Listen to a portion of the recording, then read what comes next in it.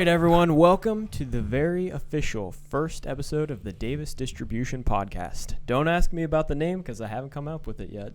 You guys got any ideas? Not yet. No? We'll figure it out. Oh, God. Getting used to this mic. You all right? Yeah. Takes a couple minutes. I've got no suggestions for the name. Okay. All right. Perfect. Maybe Nick will. I'm hoping he will. He's a pretty creative guy. He's got a lot of good ideas. He's the president of Memphis Audio and SixFive Audio. He came up with that name, so. True. That's true. You know. What is the 6'5" meaning, though? 6'5" is the year 65, I think, that Memphis Audio came about. I think that's right, yeah. Anyways, today I am joined by our co-hosts. We got Joel Hilditch on the right side here, on the far right, and we got the man, the myth, the legend, David James. Hold your applause. With a delicious beard. Thank you, sir. Appreciate that. David James saw my show notes beforehand, and he knew I was going to say that. When I saw my name, I needed to make sure something was going to happen. I didn't know what it was. But what you guys don't know is David James actually is in a long lineage of delicious beards. Thank you. Appreciate that. Can we say delicious? I think you can. I don't think there's anything wrong with that. I'm Is not there offended. Is there a certain smell you have to it, or? Nah, you got to make sure you keep some good beard oil, some beard balm, maintain it. See, that's the problem is David James was asking me when I was going to get some facial hair, and I declined. It's there. You just got to take care of it, man. Yeah, well, I didn't have the beard oils on hand, and, Now you do. So, Honest it just gets itchy. Amazon, $9.99. What Best stuff ever. What is it? Honest Amish.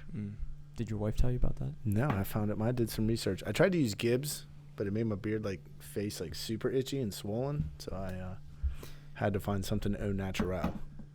I also want to give a shout out to Joel for getting this podcast going. Thanks, Joel. Great job. Yes. He's the technical wizard. Joel, do you have anything to say about that?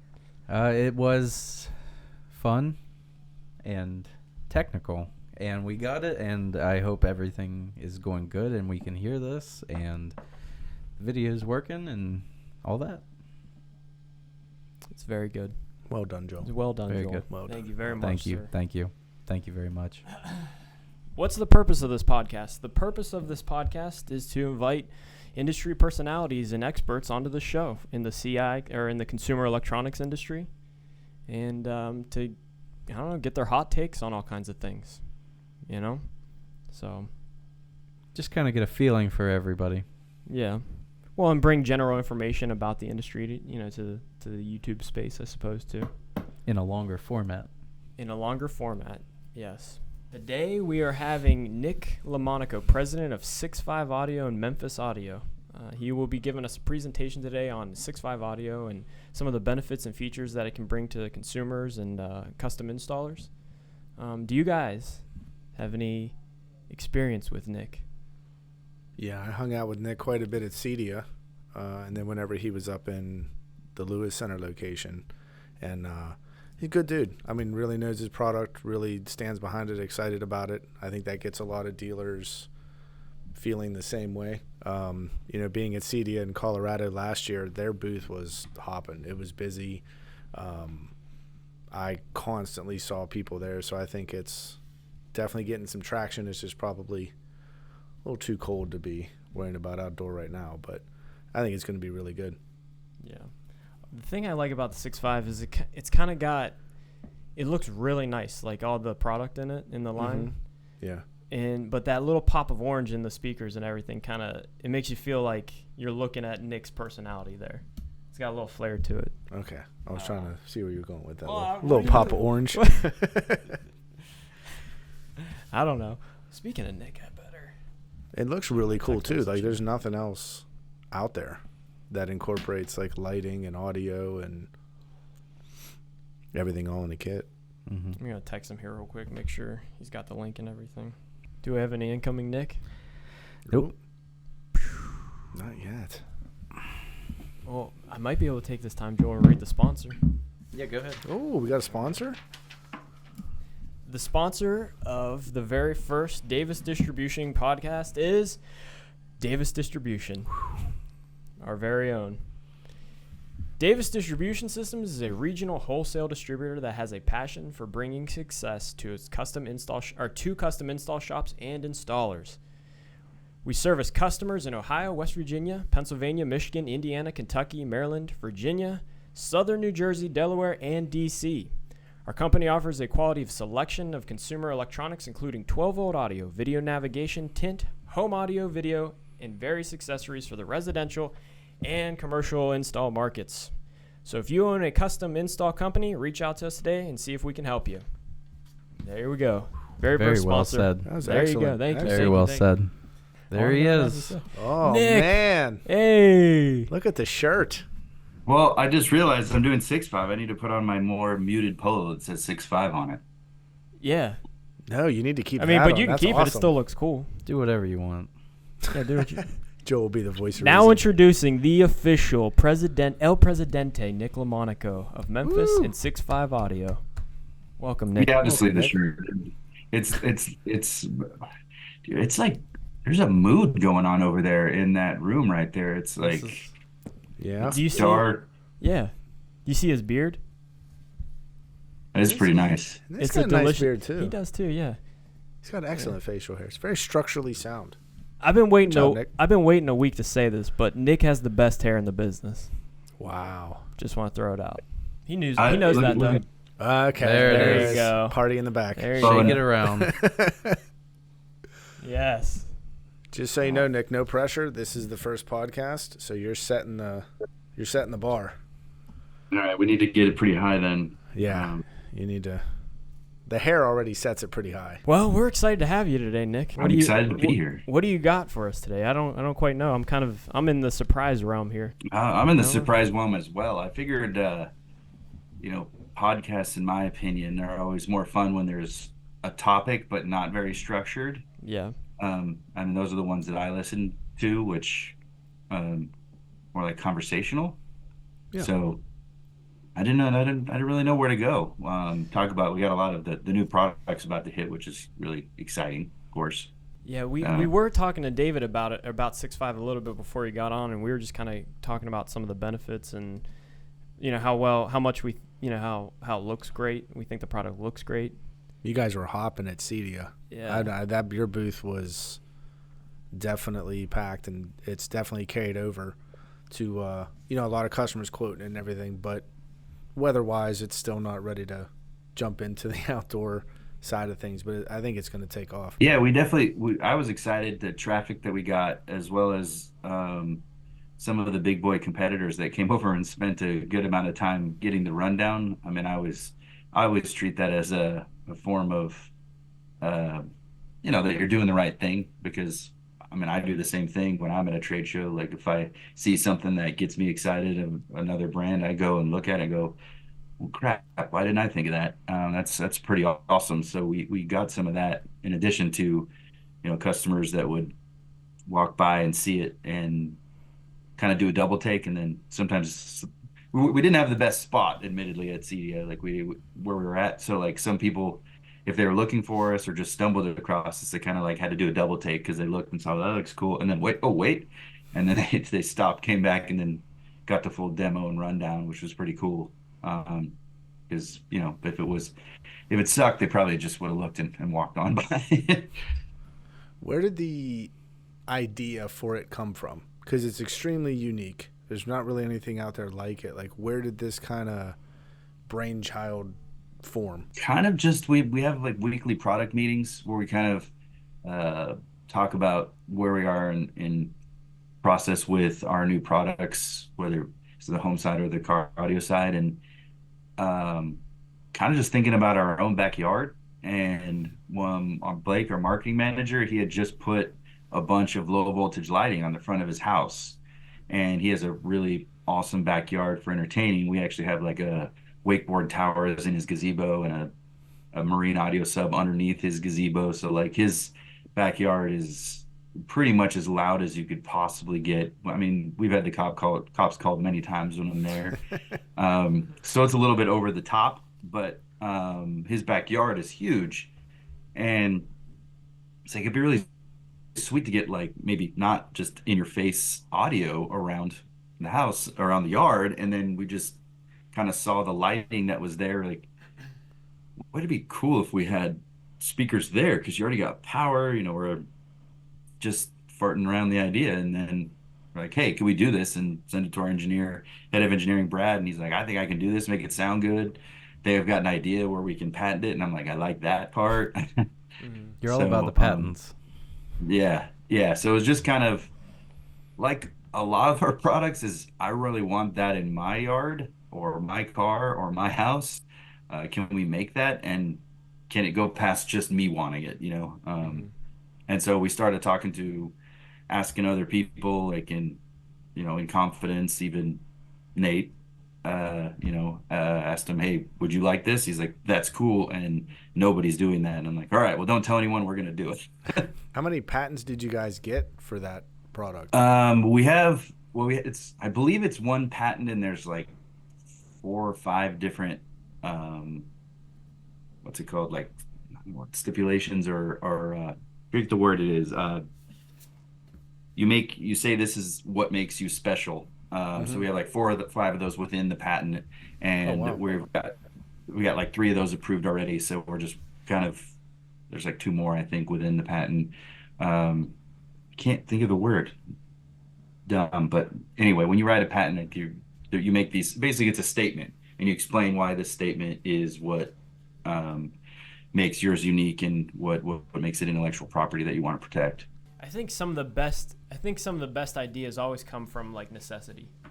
You know what I mean? So Yeah. Like you're just saying, oh, we got together, we had this thing in the backyard going on, and you guys were already, you've been making speakers forever, and you just kind of came up with the idea. I think those are the best stories that you can get, I think. Yeah, and I think we see, going back to patent, and we see what other people have done with outdoor speakers, and to quote other brands in the car, like Sonance kind of set the standard, I think, from what I've heard and what I've seen with their outdoor system. And we're like, hey, we can do that, and we can make it waterproof. One of the things we patent is audio goes up and down, so the light enclosure, actually where the light bulb is, and the speakers are on the top of it, light bulb on the bottom, that's a sealed enclosure, and that's where we're able to get, like, number one, keep it water resistant, but number 2, that gives us a little enclosure. Like, as you guys know, speakers for mid bass and bass need an enclosure to get that output. So that enclosure allows it to get more mid bass, but also it sends the music down. So you're also getting music coming out of the speakers on the top and out the bottom of the enclosure as well, which bounces off the ground. So it's kind of like 360 / north-south sound as well. And that's one of the things for sure we got the approval on the patent for. And you guys are most excited about the light speaker or in the line, or? Yeah, I mean, we have our CI product, our in-ceiling product is kind of, it's a transition of our car audio stuff, right? So we like to make stuff that sounds really good without breaking the bank, that has some unique features. That's pretty much what we like to do. Like, we don't typically reinvent the wheel. We just make the wheel like run a lot smoother and more efficient. So like our home audio in the ceiling stuff, we just wanted stuff that sound awesome for a great price, great for installers to use, make it really easy to install. And so I was excited about that because I was kind of fitting in a spot where my distributor said that we needed to fill. But definitely most excited about the landscape product because it's unique. No one's done it. I like being the first to a party for sure. And it looks cool and it sounds great. And I always like the wow factor. Everybody, pretty much anyone that's heard it, from guys that are well-seasoned home audio guys that have, quote unquote, heard and seen everything, still go, wow. And then for me, coming from the car audio background, saying that sounds great and damn, that's loud. I'd love to hear that. So when I've been able to crank it up for a couple of my customers, they were like, yeah, that's too loud for my backyard, so I'll be fine. I'll be able to listen to it at half volume and be good to go. So you were talking about the new product coming in. Is that what you were talking about, the outdoor stuff, or is it? Yeah. For what it is and what it looks like, the sound blows you away.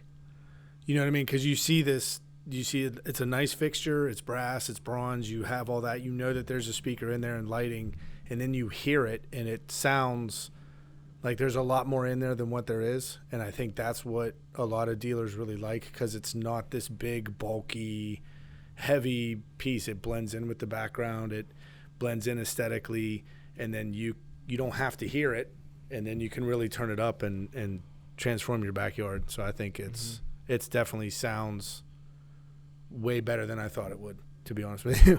Just when you first initially see it, you don't think there's going to be a lot of sound that comes out of there, and it blew me away. Yeah, it's definitely a sleeper product for sure, because most people don't think you can get that much sound out of 2.5-inch drivers when they hear what's in it and they see the size of it, and then they crank it up, and the wow factor, and then I guess that helps with the wow factor too, when it gives you way more than you expect, or even thinks possible out of something that's so compact, and just kind of, if you didn't know, you would just think, hey, that's a pathway light. How many of those can you put together in a system? So the way with our one amplifier, you can do up to 8 speakers and 1 sub on a single amp, or 16 speakers and no sub. So probably the most common system will be the 8 speakers and a sub on the single amplifier. For those that maybe want to add, already have a sub, or aren't looking for that low end, they could really fill the backyard with sound with the 16 satellite speakers. Where did SixFive, the name, come from? SixFive came from our high-end car audio brand, is our car audio line, not brand. Our best sounding stuff is SixFive, and that comes we started in the audio business in 1965. So we wanted something to throw back to how long we've been in the audio game. And then if you take SixFive with the incorrect Roman numerals, not 65, but a 6 and a 5, it's VIV, and we thought that looked cool. So that's kind of how that came about. We've been in the audio game since 65, and some really awesome engineering and design on our car audio stuff sounds amazing. And a lot of our car audio customers are crossover customers that go through car and home audio, where like, man, you should make a home sub like this because it's so clean and it's so loud. And we're actually known for making some really high power small subs that put out a lot of sound. So that was kind of the start, and why the crossover name, because the Memphis audio name, it's got a great name in the car audio industry. We started making radios and audio in 1965 under Arthur Fulmer Radios, same ownership. We just transitioned to, my opinion, a much better name, to Memphis Audio. But we definitely don't have the big name like a JL Audio, where they cross over to the home audio and they're a giant name in car audio. We're more, a well-known name in the car audio industry, but maybe not so well known in the audio in general industry. So we wanted to name it something that had it's our classy speaker line in the car audio world, to make that in the home audio world. We're not completely disconnecting. We're not disconnecting from the car audio. I'm wearing my loud car audio shirt today because it looks good on camera. So we want everyone to know it's the same company, but we just have a lot of engineering prowess going back for a long time with home audio and car audio. I just got to ask, this is completely off subject, but I just got to know, how's your hand doing? It's Can doing, we go into that? It's doing really well, actually. Like, you can't even see anything anymore. I was actually kind of hoping, after as painful as that was, and how embarrassing it was to have to work our largest trade show with my hand looking like Michael Jackson, I would at least have some cool scar, maybe not completely scarred or have any long-term effects, but there's like nothing, not a single scar, blip. And what happened? Do you care? Do you care to go into it? Oh, I'd it's going to be seen by millions of people. So it was the dumbest thing ever. So I was on vacation with your brother Nate in Japan, and he was there a couple days before I was, and he's like, I had this delicious fruit that was dipped in melted sugar, so it's a thin candy shell that when you bite into it, it's crispy. It's it's hard for just a second, and then you've got that delicious fruit inside. So I like to cook, do a lot of smoking, a lot of home chef style, And so I Googled the recipe. I'm like, I can do this. So I've got a pot full of molten sugar. I'm dipping fruit in it. I get done making it. I'm like, all right, sweet, it's done. I go to pick up the pot and clean too early. And I should have let it cool like a normal human would. And I was holding the pot with two hands. It slipped out of one hand. So the melted sugar poured onto my hand. And it was probably, it was 250 plus. If I had to guess, it was in the high 200s. But it cooled enough to solidify enough on my hand to where I couldn't get it off because it was molten sugar. So it's cooking my hand while being stuck to my hand.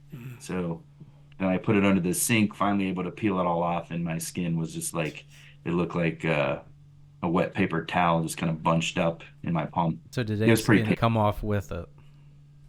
So I thought it was. By the time I peeled it off, like a large chunk of the skin came off with the sugar. Was I not supposed to get this much graphic? Or No, it's just good. Like, yeah. Okay. If I pass Yeah. So out, the skin kind of pulled off with the last bit of sugar, and so I thought it was going to pull the skin off, but it didn't. The skin stayed on and just got all loose, and then it started to blister.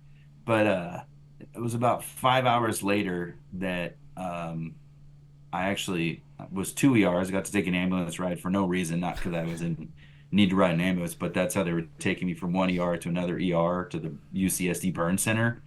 And I told them, I'm like, I'm not paying for an ambulance ride. I can Uber. I'm not going to, call my girlfriend to come pick me up. Like, I'm not paying for an ambulance ride that I don't need care. Because I was pretty high on drugs at that point because it hurt really bad. But the worst part was the trauma nurse that cleaned it up. He wrapped it in a, antibacterial soaked rag, basically. And it was my left hand. So he grabs my hand like to shake my hand. He said, I'm not going to lie to you. This is really going to suck. I'm like, I bet, because it's sucked up to this point. So I'm going to start squeezing. And he pops the blisters, and I feel these blisters pop. And then he just slides his hand away and slides the majority of my flesh off with that. And I can't even describe. I don't know how. I like momentarily blacked out. Like I couldn't see because it hurt so much. And then he just proceeded to keep peeling off all the stuff and cutting it away for about 5 minutes. And that was pure hell. Don't highly recommend not burning yourself. I was going to say, is there a lesson you learned from all this? Yeah, you know what? I always try to maybe stop and make sure when you're dealing with melted, hot, molten liquid to take extra care and just wait for help or wait till it cools. That's also another option. Just don't be dumb, basically, is the lesson we've learned here. If I wasn't dumb, I wouldn't have burned my hand. But I was, and it hurt really bad. And I almost passed out last week at work. Why? Playing with sugar? I mean, it's a whole other story. I don't know. Okay. But Joel had to rescue me. I did. I was here. Joel rescued me. I heard Rudy in his office just go, Joel. Well, as long as Joel didn't have to quickly get there by riding a scooter, I think you were. That is true. I would have definitely not made it. Yeah, then two of you would have almost passed out. I would have passed out just seeing him. Like, his bruise was gnarly. Yeah, it got worse. Did you see the after pictures? I didn't. I only saw the next day was pretty. I mean, I was telling someone about it from the other side of the trade show boot hall, and we were talking about something. Or previous night, a lot of people were intoxicated, and I was like, "Well, want to see a bad injury from someone sober?" And I pointed, and I was like, "That's not a tattoo on his arm. That is, that's not a grimace tattooed on his forearm. That's actually just a giant bruise." It got so bad that we were like, there's days we're like, Joel, we think you should go to the hospital. It got so dark and gnarly and big. We also did find out that I had a bit of a stuffy nose that day, and I asked Corinne to go get me some, allergy pills. Well, when we got back, I still had them, so I was going to take them. Well, I look, they were drowsy, not non-drowsy. So I was a little messed up on allergy pills. I don't know that you're getting a pass for that. I don't think I should. They were, I forgot about that. They were drowsy. Yeah, they were. And we were like, Corinne, You gave him drowsy meds. That's why he wrecked the scooter. I mean, it does get a pass to where you can blame it all on Corinne, which is fun. You know, like Exactly. if it wasn't for you, I wouldn't have fallen off the scooter. Like Right. definitely use that. But as far as work It's for- here, yeah, you don't get a pass. No pass. You for still that. almost died riding a scooter. Right. I was saved by a very nice couple on the street. That's good. That happened to me. Remember when hoverboards were new, like Oh, I don't yeah. know, Yes. 4 or 5 years ago? Yes. Well, one of my factories sent me one back when they were still like $600 to buy in the States. So we put it in a container with some product and gave it to my daughters. And I was trick or treating with like my kids and another family, and dads and I were, we were booze cruising the neighborhood, and we needed a refill on beer. So I run back to the house. I'm like, hey, I'll be cool and I'll be quicker and I'll ride the hoverboard back to where the families that are, trick or treating. I made it like 3/4 of the way, and I go around a corner holding two like 32-ounce cups of beer. Like I don't know why didn't carry bottles or cans. It was like cups, like plastic cups of beer. And I go around the corner, and I had practiced a lot. I was a hoverboard, like I was tricks and all that. And I wiped out in front of this family, and fortunately I tuck and rolled, so like it was really only embarrassment, a skin knee, and being covered in beer right in front of like kids and a mother, and like everyone's like On Halloween. on Halloween, like this, they're just seeing this dad just go down and just douche himself with two giant beers, and the mom was just like freaking out. She's like, "Are you okay?" And I'm like, "Actually, I'm fine. I didn't even tear my pants or anything." But then the hoverboard's protection, if it like spins, it's dead until you plug it into the wall. So insult to injury, I'm covered in beer, no beer, and I had to carry the hoverboard back to where my kids and the other dad were, and continue trick or treating, carrying a hoverboard covered in beer. We had an experience with those hoverboards too. Yeah. We sold them for a My bit. sister's boyfriend, we got same kind of story. Like we got a shipment of them. I don't remember how or whatever, but we had them. And my sister's boyfriend at the time was riding it in the warehouse here, and he was the first one I think to fall off, and he broke his elbow straight up, like fell directly on his elbow. Broke Yeah, it. it was pretty bad. Didn't your brother wipe out pretty hard on it too? And watching Nate wipe out on anything is the funniest thing I've ever seen in my life. Are there any videos of that? I'm sure that him falling on. I don't know what didn't he bust it on one Halloween. Joel dressed up like Lieutenant Dan. He came. He came in. He came into the office, wheeled in like Lieutenant Dan. Like his knees were like, you had like the Yeah, I had jeans, my knees tied like up on the thing, and yeah. He was dressed up like Lieutenant Dan, and so there was a wheelchair at the office the day, and I think Nate ended up getting in the wheelchair and doing wheelies. He was trying to do wheelies, and he did it twice and busted his head both times. And then finally was like, I maybe shouldn't do this anymore. I do love how it took twice for him to figure that out. So hey Nick, I got another question for you. Can you go over the security tabs and stuff, those torques and everything the quick connect for the speakers, like the in-ceiling speakers and in-wall speakers and stuff, just to try to give guys who maybe weren't at CEDIA or who haven't been to the Lewis Center location just a quick, just a couple minutes kind of. Well, we call it turbo mount, which is our trademark name for it.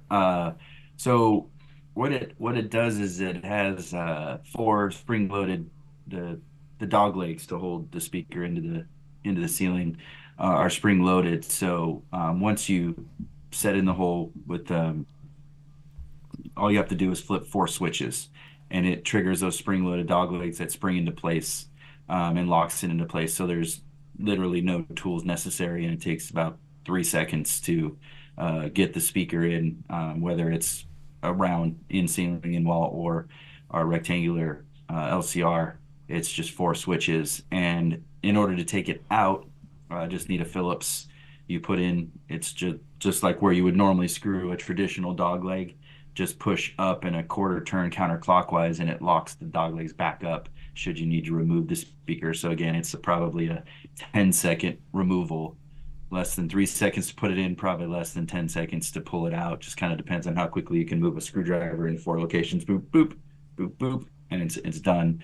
And what's really cool is if you look at the back of the speaker, where those dog legs attach the shaft they move up and down on. It's cosmetically looks cool, but it looks kind of, I say it kind of looks like the Singular Man, because it's like orange in a 4 legs that go out, and it holds all the 4 posts really strong together. So there's 2 things because of that, keeping those 4 posts exactly, with that extra, the base of the speaker baffle, and then that bracket in the back keeps it perfectly vertical, all the same distance. So when those dog legs drop down, you have the spring holding them, but also the spring moves the dog leg ever so slightly, so it's also friction. It's friction locked as well. So you can't really, it's really difficult, like if you were to just take the speaker and it wasn't in the ceiling and you were to flip the switches and move the dog legs down, it's very difficult to, with your hand, to push them up, because they're purposely made to angle a little bit and create friction on that shaft that the dog legs move up and down on. So you've got the spring and the friction to really lock that dog leg into place. Because like we did get that question initially, like, well, what if the springs wear out? Well, it's not really, it's the springs help, but it's really the friction that holds it into place. Once you do release the dog legs down to hold the speaker into place. So super cool. Like even a moron like me can do it. I demoed it a million times, and even the first time it was a few seconds in, a few seconds out, so real easy to use. Hey, I get asked these questions all the time, and it's nice to be able to reference something. So, yeah. I mean, things like that matter for installs, things like that.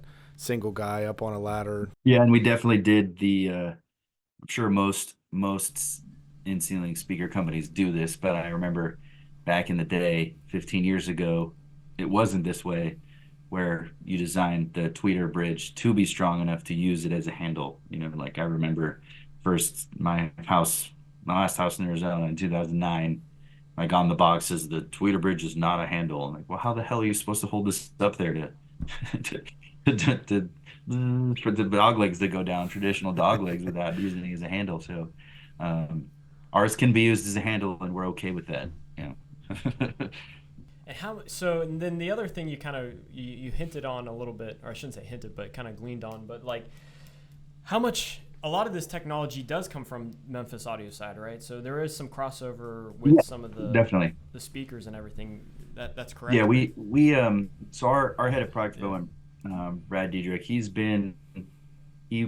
a electrical engineer by schooling, like that was his college degree, and an acoustical engineer now for the last 20 years in training. So in his career, he's done countless projects on home and commercial audio, as well as every type of mobile audio, whether that be motorcycle, marine, car, as well as OEM projects for very large OEM manufacturers. So that's a lot of his, like for example, our landscape speaker, like he knows how the most stringent tests are done on outdoor products, because he's done OEM projects for large OE marine and motorcycle companies, and those products are outside 24/7. So it enabled us to come out of the gate with something we've never done, an outdoor home audio product before. But his knowledge and past history in dealing with these products makes it real easy. We set up all new testing at our main factory that builds all of our home audio product. Like there's a section that's all just for outdoor testing on our landscape product. And we use some of that testing on the home audio product, but that's, we use the same kind of testing as car audio, because typically you're not putting an in-ceiling speaker upside down facing up outdoors. It's, even if it is outdoors, it's facing down covered by a roof and ceiling. So we've gone the extra mile, I would say, on testing to make sure that all of our stuff is good for a lot of years outside, and make sure it plays, because we do have speakers out there that are playing angled and up, so you can hear them. But we've tested it really well. Well, I would think too, even having the mobile audio background sort of makes for a more robust home speaker, even because sometimes definitely audio stuff can take a lot of abuse. And even when it comes to acoustics and what we want it to sound like, it's a different environment. So obviously you're testing it to sound different from in a car than you are in a home.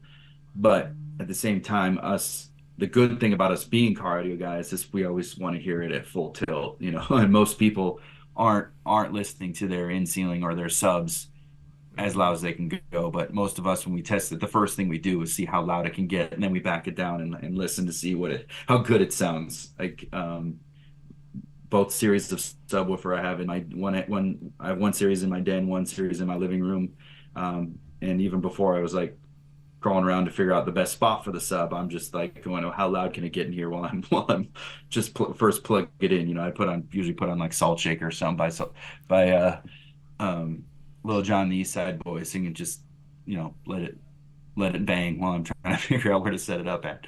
When you said you have one sub from each series, why did you choose that? Like between the two subwoofer series, like what would you recommend one in a certain application or location over another? Or I know sometimes dealers try to sell two subs in a zone instead of just having like one. Like what are some of your recommendations on that? So coming from me, and admittedly, I'm not the audio guru by any means. So I'm like your everyday guy, just with really good hair. But so our M series, which is our mid-level, is we have a 10 and a 12 ported 300 watts. So it's going to give, you've got that ported sound, so it's going to be a little boomier. And it's a lower price point in 300 watts, but it still gives a ton of output. So for me, like if you want to get more bang for your buck, because we do make a 12, so your 300 watt 12 is a lot of cone area, so it's going to move a lot of air and it's going to be loud. But with the ported, it's not quite as clean and precise as like a high powered sealed sub is going to be. So our V series, we have an 8 and a 10 sealed, and the basis for those, for the crossover people that know our car audio product, is basically based on a Mini Mojo, which is probably our most popular like engineered sub. So the car version is 900 watts and an 8-inch, and then the home version we have an 8 and a 10, and both run on the 1001 amp. They're sealed, so you're going to get a really, really clean, accurate bass response. But with that 1000 watts and an 8 to 10, it's still gonna give you a lot of boom. So I have the V Series 10 in where I have my giant Sony TV and all of my SixFive V Series speakers when I'm looking for the more accurate sound. In the den, typically what I listen to in there is that's kind of connected to my kitchen. So if I'm like making dinner and I just want to like listen to music really loud, or that's typically where people congregate when I have people over for dinner and hang out. So I have the boomier 12 in there because we just want to get loud and be crazy. You know, I was still in bed by 10 because I'm 40, but you know, we're loud and crazy until 10. So I have that in the den, and I mean, I watch movies and sports in there too. But you know, it's just quicker and easier to get to the big boomy bass for the music in the den. Did we mention one of them's got lighting, right? Yeah, is that correct? Yeah. The M Series 10 and 12, the M Series 10 and 12, the cone lights up, and then there's blue LED on the cone and blue underneath the sub. You can turn it off. I did, you know, I talked to when we first launched, started talking about the product. There's a lot of like home audio files are like, oh, you better be able to turn those LEDs off. And I'm like, who's going to want to turn the LEDs off? Like, you got a sub in the corner and you're calling attention to it. It's not like bright, like in your face. Like it's just a nice blue light letting everyone know you got 10 or 12 inches of fun sitting in your corner. Mm-hmm. You know, who doesn't like 10 or 12 inches of fun in their den or living room? Didn't you say LEDs add like a 5 dB or something like that? It's 3 to 6 dB. Yeah, 3 to 6 dB. Yeah, that's science. You can Google that. I'm sure everywhere you talk to an acoustical engineer or a physicist, they will definitely agree that speaker cones put out 3 to 6 decibels louder when there's LEDs involved somewhere on there. Yeah. Kind of like putting stickers on cars. Mm-hmm. You know what I mean? Yeah. Absolutely. That's exactly what I was thinking. Yeah. Makes sense. Yeah. Makes sense. Yeah, like if Fast and the Furious, if you take all the stickers off those cars, what are they, like 90 horsepower. They probably already were 90 but horsepower. yeah, they probably were. I mean, I remember those Civics at the turn of the century there were, it was what, like 110 horse, 100 horse, Right. and Yeah. they put an intake in a coffee can muffler, and you're like, yeah, I got a race one here. I got a wing that's only going to slow me down because it adds 50% weight to the car. Our warehouse used to be full of Wings West and Lambo body doors. kits, Yeah, and body all that kits stuff, and yeah. all Toucan, kinds of stuff. all that Toucan, yeah, stuff, yeah. Air intakes. I mean, the Fast and the Furious craze, like, it was something for us.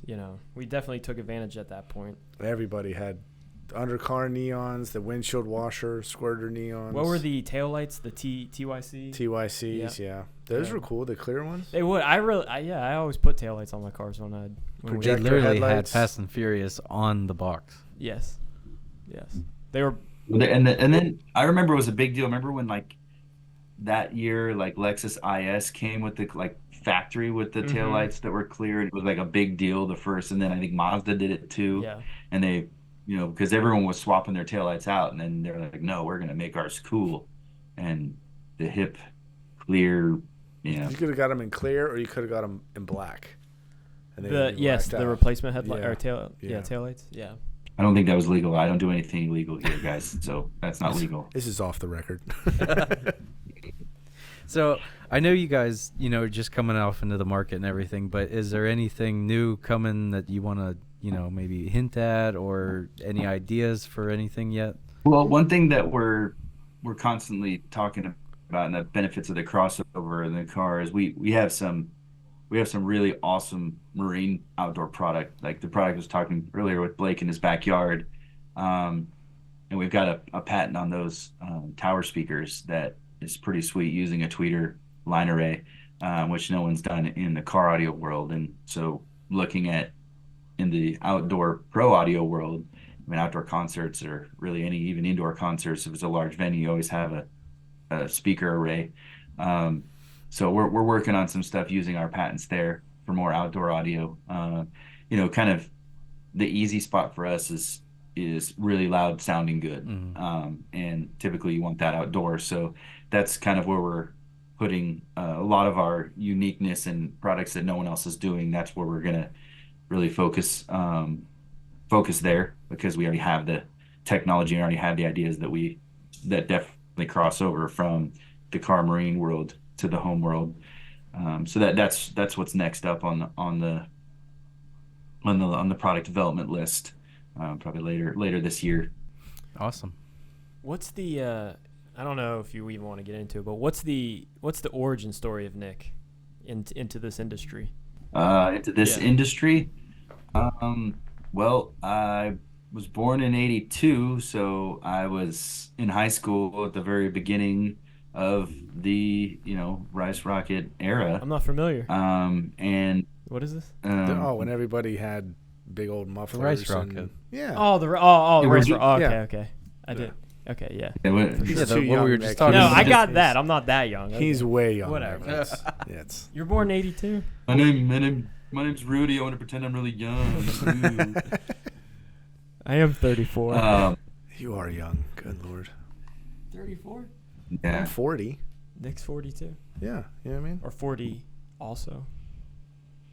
All right, we got off topic. Okay, sorry. Let's Yeah, talk what's about the it. Go ahead, origin? Nick. Okay, anyway, What's the- so in the late '90s, there was only a few a-holes had cell phones. The rich parents, computers. No one really had a laptop. They were just talking on AIM when they were at home. I did have a sweet pager. I had a bunch of different colored cases. I had a glow-in-the-dark blue Was one it that was see-through? clear. Yeah. Oh yeah. Gotta have the translucent glow-in-the-dark blue pager. I did race cars, but my dad paid for that, so I didn't really have, it's not really hobbies that you could waste your money on. Just What so I kind had of cars? a crappy. Well, I grew up racing junior dragsters, which was super fun. And then my dad and I built a alcohol funny car, and so got my super comp license, which is pretty sweet because that's super comp's a 7-second index class. So you go 7 seconds a quarter mile, about 200 miles an hour if you really open it up. But it's bracket racing, so that gets into a lot of stuff. But anyway, I've been 200 miles an hour and a quarter mile. Used to love racing.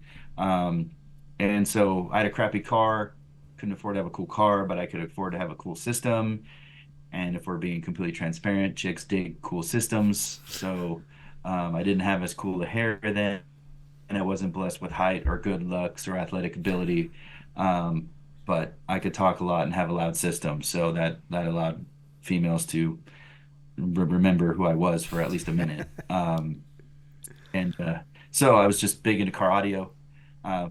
Went to school in Phoenix, which is like I guess the origin of car audio is Phoenix, Arizona. That's where PPI, Rockford, MTX, Extant, JL, all the amplifiers in car audio started in Phoenix, really. So I was like, I'm going to work in MTX when I graduate. And sure enough, I got an interview the day I was walking graduation, and got a job as like a margin analyst or something. I don't even remember, sales analyst, working at MTX out of school.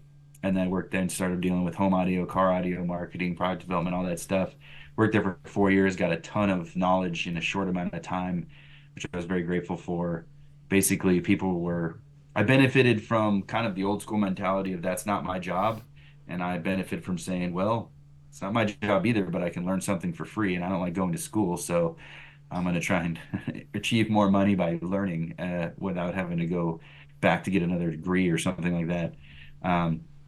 And then the opportunity to work with a friend of mine, he left to go work for Memphis, and he hired me there. I started in sales and moved up to where I am today. So just kind of got excited to put subs in my trunk, and really have never stopped doing that, and putting better speakers in everywhere possible, whether that's my car, my house, my bathroom, wherever, is kind of why I'm here and why I'm still here. Yeah, those are the best origin stories. That's kind of what we were talking about SixFive earlier too. Is like you were into it, became a career, and it's what keeps you going. Yeah, it's kind of funny. Like my daughters are older now, 14 and 17, so I don't attend parties with them anymore. But a few years ago, back when they, elementary school parties, you got 7, 8-year-old parties. A lot of time you hang out. If it's at like a Chuck E. Cheese or someone's house, the dads kind of hang out and, have a couple beers and chit chat while the kids are playing. And I remember a few years in a row, some newer kids, newer dads I'd meet, and they're like, "What do you do?" I work for a car audio company. He's like Bose. I'm like, well, typically you take Bose out to put mine in. But yeah, that's what. And he kind of laughed. He's like, they still do that? People still put subs in their trunk? I'm like, this guy does, and a lot of people still do. I mean, we sell a lot of them, and they kind of laughed about it. I'm like, what do you do? He's like, oh, I sell insurance. I'm like, wow, you're making fun of me. Sounds like an awesome life choice. Yeah, like there's nothing wrong with selling insurance. We all need it, but I mean, if you had to pick right now, even if you don't care, if you can make the same money selling speakers or making speakers or working where speakers are involved, or so if you take the window glass protection, it's going to be $10 more a month. If you put this subwoofer in, everyone at your party is going to be like, hell yeah, I want to go back to Rudy's house because it was bumping. Which one do you want to do? Yeah, it was weird growing up because I was just kind of born into it, but like, it was normal for me, but I'd go to school and have 215s in my trunk, and I know for a fact Joel looked down on me in high school for the fact I wasn't that you I had had 215s in my trunk. It wasn't that. I didn't even know that. It's just that you showed up out of nowhere in an Audi, which I thought was way more fancy than it was, and your grandfather's name was on the scoreboard thing. So I thought, this guy. Do you know about that? No, but I just feel like there's a lot of tension, deep-seated. I said I was going to jump across the table. Well, Nick knows the feeling. I am the second. I'm Rudolph Benjamin Taliani the second. Nick, I believe you're a third. Yeah, I'm a third. Yeah. Okay. Yeah. So you at the high school that I went to, on the press box was my grandfather's name, like in memorial, on the press box. And I had started going to that school my junior year. And so I showed up. I parked right in front of the press box. Yeah. I walked out. And all day people were like, "What's your name?" I'm like, "Rudy Taliani." And they're like, "Oh, like the press box?" I'm like, "Yeah." And I'm just like, Yeah, it's and you had the Audi too. I mean, the Audi was a deal actually. We bought it cheap from one of our customers. right. Yeah. But like I said, first impression for me Right. was this kid's got his name up there. He's got an Audi. Why is he acting better than me? I wasn't. And you weren't. I You weren't. wasn't. I'm just saying that was my first impression. And But we Nate got a and little- Chuck. Oh, what? No, go ahead. Nate and Chuck installed that system originally. Yeah. So they just took my car one day and they're like, "Oh, we got you," and I'm like, "Okay." Oh, great. And then they had two 15s in the back. What And- kind of Audi was it? It was just an A4. Two 15s and an A4? Yes. I'm pretty sure they were 215s. No, they definitely were. Yeah. That's a lot of sub for not a big car. Well, and the amps were mounted directly behind the box too, and they would shut down all the time from heat. There was no ventilation. Like there was no consideration of ventilation or anything like that. I'm just gonna throw that out there. That probably might have been because you didn't have the two most crack shot installers putting it in. I'm just gonna throw that out as a possibility. Don't tell They're not either of them I said MECP that. certified. Yeah. I mean, the benefit for Chuck is he can like stand in most trunks and doesn't have to like get down, you know. So That's like, true. even in Wait a second. How far off are you from that? Yeah. what? From Chuck's height. You're well. No, are you and me the same height? I'm 5'9". I'm nowhere near Okay. Chuck's Y'all, height. you're taller than me. Okay. okay. Yeah. Yeah, Chuck's like Whoa. 5 foot nothing. Yeah. Chuck is like nothing. Poor Chuck. Yeah, his height always gets messed. You're the one who brought him up though, so it's Rudy's fault. Yeah, that's just. It's recorded. We have proof. Well, you know, I mean, it's nothing but love. I don't know. I got some hell because when I not in the moment, but when I tell people later, what was your first car? I was like, oh, it was a BMW. They're like, oh, it must have been nice. It was a Yeah, BMW my dad that's- bought. My dad bought it for $800. The rear main seal leaked like Yeah. it didn't have a seal, so I had to drop the transmission the day I got it, or it was like not drive. We had a quart of oil to go like 10 miles because there's basically no rear main seals. So I mean, it was he bought it from the police. My dad was a cop. He bought it from a police auction before it actually went to the auction. So he knew the guy who ran it and gave him a deal. And he dropped the transmission and a hash pipe and an Altoids box fell down. Like it was a good introduction to where to hide stuff into the shift boot until it falls down and gets wedged to the side of the transmission. Was it a 5-speed? Yeah, of course. I'm a man, so Yeah. That's what I learned on too. yeah. I feel I like didn't learn on it. Huh? I didn't The da- learn on it, but I have one now. Yeah. the I downfall miss of driving. society. I miss driving a manual. The downfall of society is when like manual transmissions stop being first cars. I swear, because Yeah. it's a different level of being a human to be able to operate a manual transmission vehicle. Actually, my first 3 cars were all manuals. So Yeah, I think Your first my two first were. 2 I think were, yeah. Yeah, so were mine. Yeah. You had a Civic, I remember that. My first car was an '89 Toyota pickup. I remember that too. now, Power actually. nothing. We got in a Nice. wreck in that. Yeah. Do you Yeah, remember your that? house when I was going down to work, we pulled out and there was like a big dumpster, and you couldn't see anybody coming. And we came out and this lady clipped the front of Yep. the truck. That was my first car, and then I had an '89 Honda Civic. I was probably 14. Yeah, you Or were. something, yeah. Yeah. That was when David James. That was when we were moving the facility from downstate West Virginia to up here, and David James was coming down to get sales training. So I would go down there and live with Kevin, Sam, Rudy for the week, and then I'd come home on the weekends, and then drive back down Monday and work down there for the weekend. That was awesome. That was fun times Yeah, for sure. good times, Great times. great times. Man, Nick, you're giving us all kinds of advice right now. But he's setting the bar high. This is why. Hair. This is why he is El Presidente. Can I call you that, El Presidente? I prefer that. did. I mean, Do other people call you that? it's probably been mentioned, but no. Like my Mexican distributor, they call me Cafe just because that's what Mexicans call people in my role, which just means the boss. But I think more because they say it more kind of like a backhanded compliment Oh, because jeez. I'm half Mexican and don't speak Spanish. So Oh, it's I only speak a little bit. Um, so I think they're more just kind of making fun of me, which is fine. Mm-hmm. I mean, it's I pretty. swear you could speak Spanish. That one time we went to breakfast, you're like, I'll have the huevos rancheros. I definitely said huevos. That's what I said for sure. That's what I said. Can I get some huevos on a tortilla, please? Um, I can speak some Spanish and I know how to pronounce huevos, but uh, we couldn't have a conversation on podcast like we are right now. I've got one burning question. That behind you, is that a real Texas de Brazil, or is it just a picture because you like it so much? So to go over here, let me give you a little experience here. Um, so behind me, this is actually a photo out of my first office in our downtown Memphis headquarters. So that's a picture that's a real window picture. Whoa. Okay. That I put on the wall to freak people out. And it's kind of funny. We've hired a couple people that worked in the Memphis office, and the first time we're on Zoom, they're like, "Wait, where are you?" Because they know that that's across the street.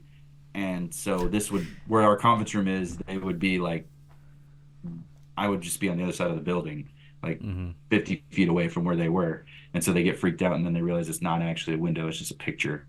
So that was funny. And then got my LED Memphis sign because I love LEDs.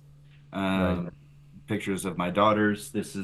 I got this on free Facebook. It's a picture of Donald Trump on his phone. Mean tweets. Yeah, so he's sending mean tweets while he's taking a mean dump. So that's there. That's from my boy Sam. And then I went to Arizona State, so I have lots of Arizona State stuff. I have more LEDs actually. Hell yeah. There you Big go. color. Oh, Then I have my college diploma up there on the top, and then my Burger University diploma because I actually hold a diploma from Burger University from In-N-Out Burger. I worked there during college for 4 years. So if you want to know anything Remember about you telling me In-N-Out, that. yeah, I can learn you up on some In-N-Out trivia for sure. You know all about the hidden menu, don't you? Yeah, I had to make it Yeah. for 4 years. So, I and I remember you were telling me and Sam all about that. yeah. So In-N-Out is your top, or do you like another? Well, I'm not a communist, so of course In-N-Out's on the top. I mean, Well, we don't have In-N-Out here, so I know that's because now we have Five Guys we have Five Guys. We have a Wahlburgers. and a Burgatory. Unless it's gone. Is it gone? No, I don't Wahlburgers know. is still up there. I've never had it. Yeah, but I don't count Burgatory because Burgatory is sort of like its own. It's not like fast food. Yeah, that's true. Yeah, I mean, if we're talking about the best burger I've ever had, no, not even close. If we're talking about like a one-off restaurant, or you're gonna Right, yeah, that's what I mean. I can make a burger that I like to eat more than an In-N-Out burger. When it comes to like fast food or even just like quick restaurant burger, like really the thing that I love about In-N-Out Burger is kind of why I loved working there. And there was like a small chance that I was going to stay working in In-N-Out. I actually took a pay cut from In-N-Out to go work at MTX. And that says more about that says more about In-N-Out than it does saying that MTX was cheap. Because I was out of college with no experience, I'm not like today's kids that expect to just make 100 grand because I got a degree.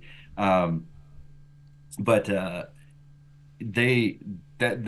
way they run their business is a lot like how really any business should be run. It's very efficient.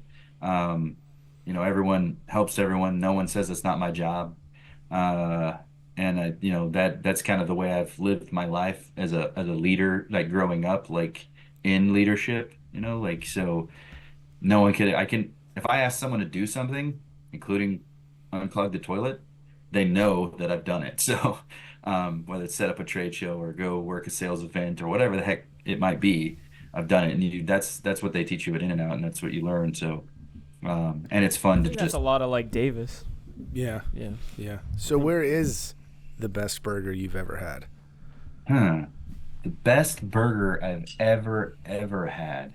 Or just if you had to go, like right now, you get a burger. Where do you go? Um, there's probably off the top of my without like trying to think about where I might have had one like one time. There might be one, but there's two spots in San Diego here that are just amazing. The Balboa, which it looks like a dive bar. You get an amazing burger. Like I have a video of me biting into it and then just all this juice just dripping out of the burger. And so they filmed it in slow motion, which is awesome. And then Rocky's another spot, small spot in San Diego. The burgers are just like, I'm glad they're like 20 minutes from my house because I'd be even fatter than I am if I could go eat those like once or twice a month. That'd be another 3,000 calories in me that I don't need. Though those would be the two spots for me if I need to go get a burger. Like let's go get a bomb burger right now, like a burger that it doesn't matter what type of burger you like, all through you would just be like, it may not be your favorite, but you're gonna leave there full and happy and have a mouthgasm or two while you're there. If any of you are lucky enough to where we're in the same spot and we can go to In-N-Out together, if you want to tell me your likes and dislikes, I can help cater a burger just to your needs, to even add a little bit to it. I mean, I love the standard burger with the spread, but they have mustard, ketchup, hot chilies, pickles, all different types of onion cooked all in the back. So there's you do whole grilled, full grilled, all that. So now that I've said that, I do want to make sure that if you keep doing podcasts, since I was the first one, I do need to make a lot of guest appearances, even if it's only for like 2 minutes.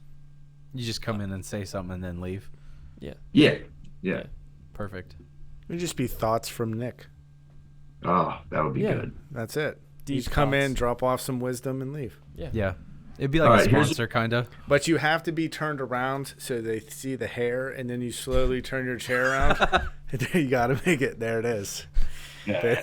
Thoughts from Nick. It's like the Alfred Hitchcock thing. Yeah, that's a good call. Well, my thought from Nick today is back to what prompted me burning my hand. In Japan, like they have bidets everywhere, like the cheapest place to the most expensive. They have bidets, and so I never really used a bidet because I was like just kind of weirded out by water shooting at my my beehole. That's understandable. We're going way off track here, guys, but No, I just it's all think good. Brought to you by our sponsor, Bidet. Well, then I started to learn how many people probably were maybe not as outspoken as I am and aren't so willing to share. But one of the first people I mentioned was I interacted with talking about this situation was your brother Nate Rudy, who has a badass bidet toilet in his house. It has the warm water and the air dryer and all that. I believe it's a Toto. So Joel got a little kiss of that one I day. did. It was a surprise, wasn't it? No, okay. I knew it was there, and Nate was gone, and I said, I'm using this. yeah, so my hotel room I had the warm water and the dryer. I just have I didn't want to drop all the change up front, so I just got the little retro with the cold water, and it's still a game changer. I mean, number one, I'm much greener, and I'm not using those flushable wipes anymore. Just the rinse and dry. But if you're not using a bidet, you're kind of disgusting now. Is kind of my thought on it. Because after you can go, handle a number 2 and feel shower fresh after. I mean, Right. You're not It's, wasting a lot of time. no. So I would step up your game, gentlemen, if you have not yet. See, I don't want to cross the line here.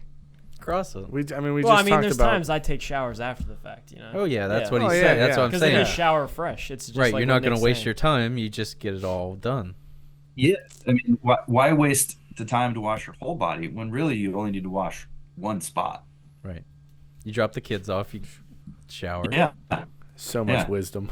it's like Is that what happens once you reach 40? Am I gonna get that? What do you got for me, David J? I don't know. I can't top bidet wisdom. That's something I'm not even going to attempt.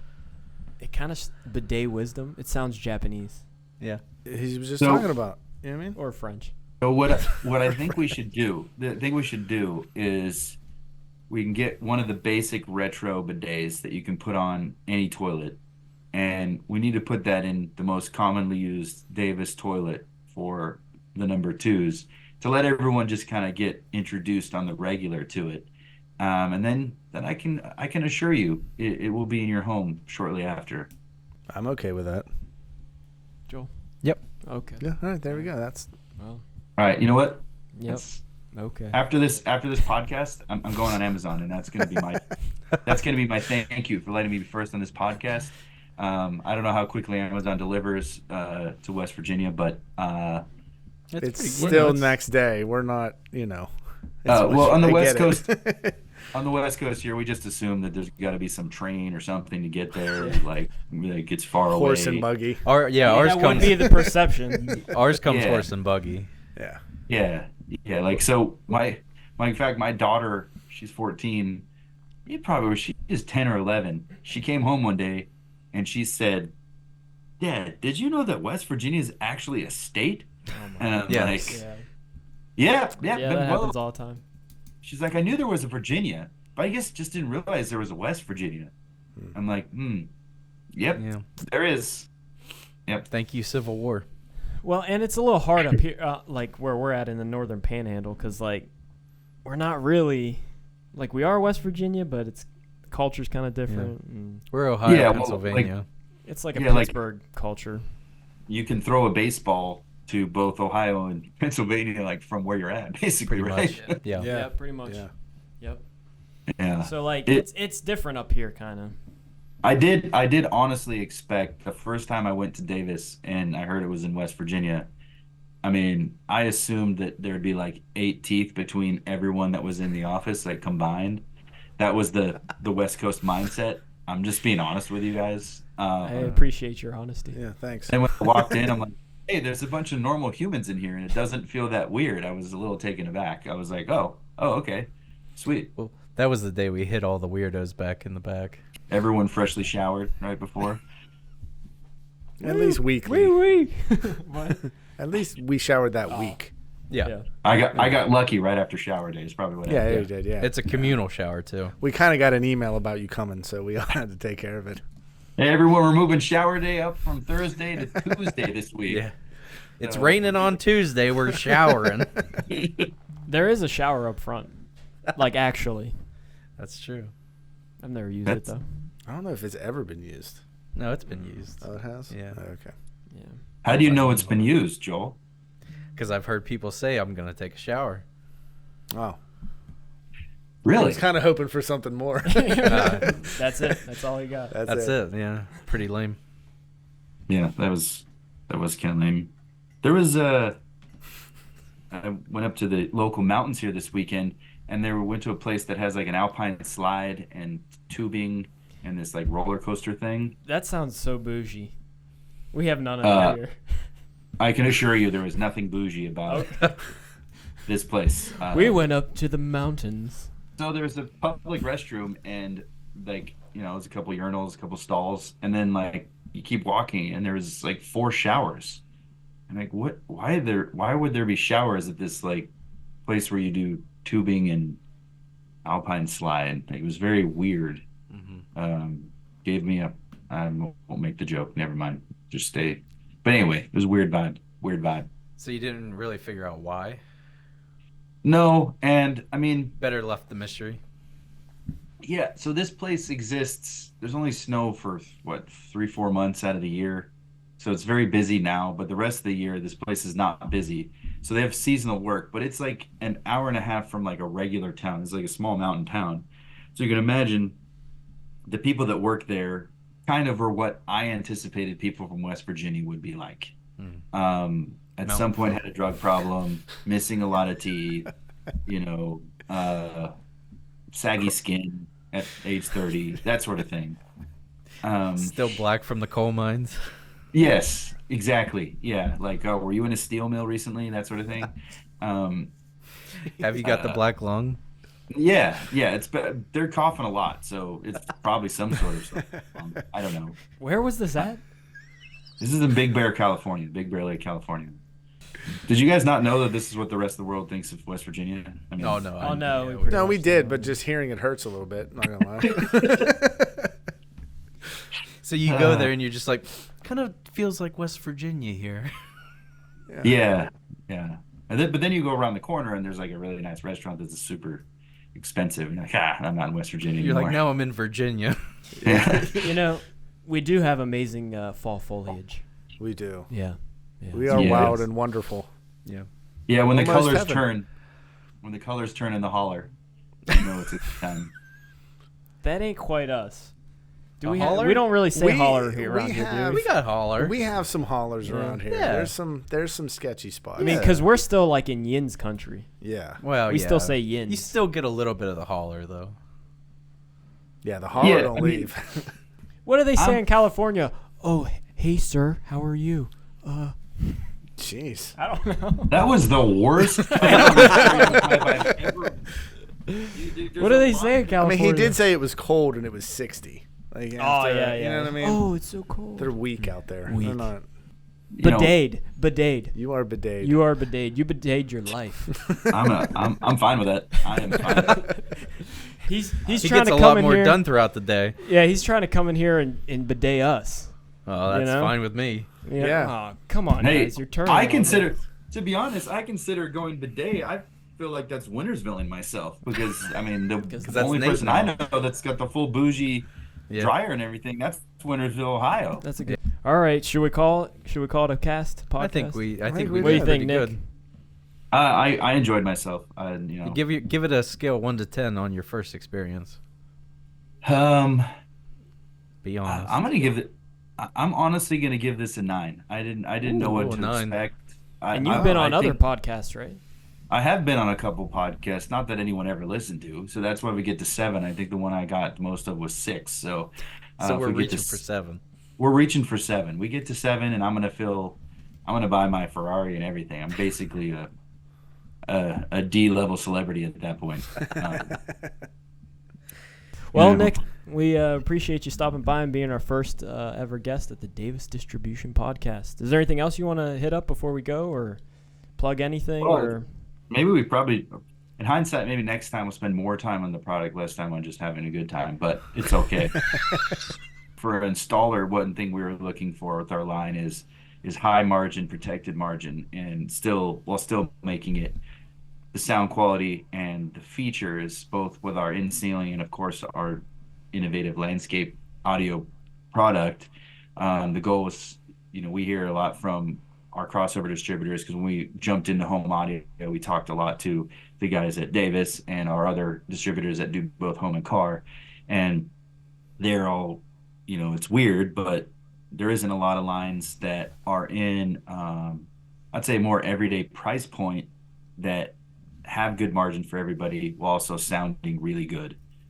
So that's where we put ourselves in the in-ceiling world, in subwoofer world, is not price it out so you can't have an everyday sale, whether it's on a new build or a retro, whatever. You could still compete with the big boys while not being super expensive, but everyone can make some money. So that was one of our big things that we wanted to do. That comes from our cardio side. We're known for our high margin and being one of the most profitable lines for our customers to sell. While not giving up any features to get that. So that's one thing I wanted to just point out on here. If people have listened this long, I don't know how many minutes we're in now. So if they're still listening and you're a custom installer, try our stuff out because it sounds great and you make good money when you sell it. Definitely, if you're still watching and enjoyed this greatness, everyone out there, give the SixFive audio product a look. The in-ceiling stuff is available now at Davis Distribution Systems. Forgot about that. And the landscape product will be here next month, so it will be also available at Davis. So awesome. Give it a check, give it a listen, all that good stuff. You will be impressed. Not as impressed as you are with this podcast, of course, but pretty close. Definitely a close second. Thanks. Thank Nick. you, Nick. Appreciate That you. is a wrap.